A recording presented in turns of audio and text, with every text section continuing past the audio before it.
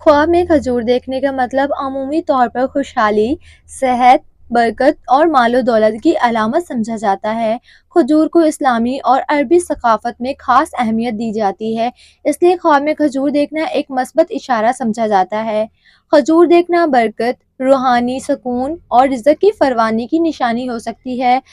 یہ خواب دیکھنے والے کے لیے اس بات کی طرف اشارہ ہے کہ اس کی زندگی میں خوشحالی اور رزق میں اضافہ ہوگا۔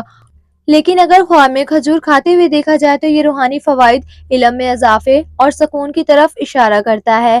اس کا مطلب ہے کہ خواب دیکھنے والے کو زندگی میں نئی حکمت، علم اور خوشی حاصل ہوگی۔ خواب میں کھجور کا درخت دیکھنا بھی ایک اچھی علامت ہے۔